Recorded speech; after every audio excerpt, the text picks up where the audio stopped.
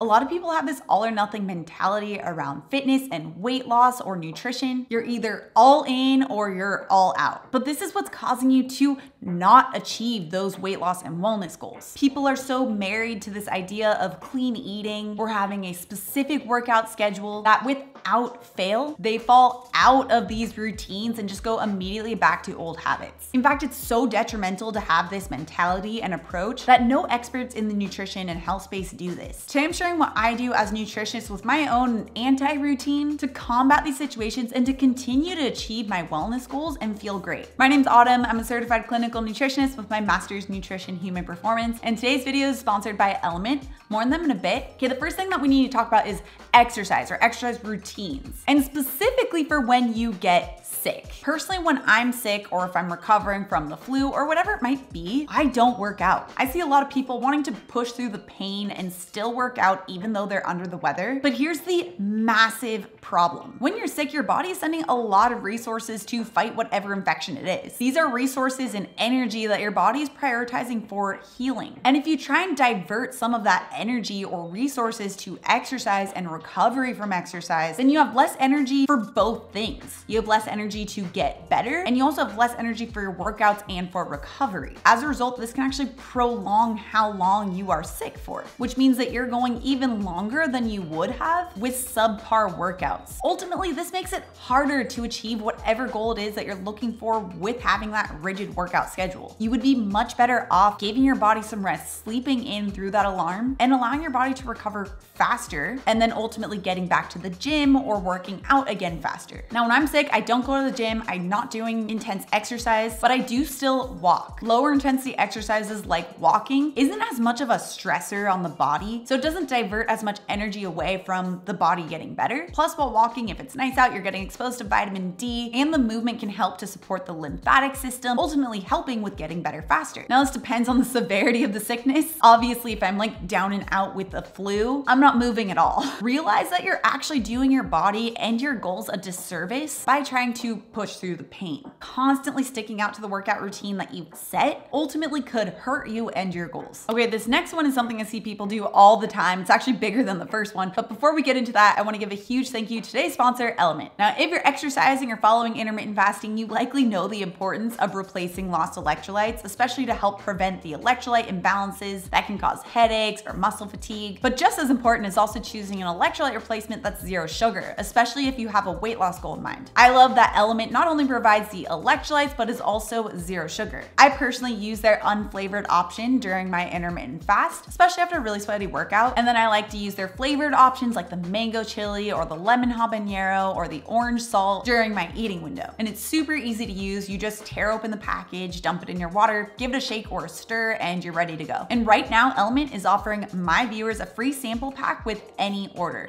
That's 8 single-serve packets free with any Element order. It's a great way to test out all 8 flavors, so you can get yours at drinkelement.com/autumn. It is only available through my link, so make sure to check out drinklmnt.com/autumn. Okay, so next up is the treat or cheat meals. We talked a lot about how you can actually schedule in these treat and cheat meals, whatever you want to call it, and it can actually be helpful for your weight loss goals. There's even data to support this, but also just anecdotal evidence from the community on how it's been helpful for them to maintain their progress over the long run. It helps provide some flexibility with your routine and still allows you to incorporate some of those more celebratory meals that maybe don't make you feel as great or maybe won't support your wellness goals, but are also an important part of life too. But what if you slip up? Or maybe that treat meal turned into a cheat day? If you have this all or nothing mentality of sticking to that exact routine, then because of this slight deviation from your routine, you're ready to throw in the towel and go back to all of the old habits, because what's the point? And let me know in the comments if this has happened to you before, because I think we all have been there, and that's okay. But it's also important to make sure that we move forward, learn, and adapt. In fact, the other day I had this exact same experience. We recently had a really crazy heat wave here in California. It got to 105 degrees at one point, and considering most houses in California don't have AC, it was pretty miserable. So that day, my husband and I got ice cream. I couldn't even tell you the last time that I've had ice cream. I don't really eat it anymore because I don't really crave it. It doesn't make me feel great. It's also really high in sugar, and I've just found there's a ton of other low sugar desserts that I just genuinely prefer now instead. But that day was a crazy exception. And honestly, it so hit the spot that I was okay with it. Because I also know that that one deviation does not undo everything else that I've done leading up to that ice cream. And because I have this mentality that isn't all or nothing around my routine and my meals, it makes it so that even though I had that ice cream that one night, it doesn't then cause me to totally derail and have cereal for breakfast, and then a bagel at lunch, and pasta at dinner. Routines are important to some degree because it does help to create structure, and when you have that structure, it helps to reduce that decision fatigue over having to constantly decide what you're doing next. But we also can't be married to these routines, because if we are, we then become brittle and inflexible and break under any slight deviation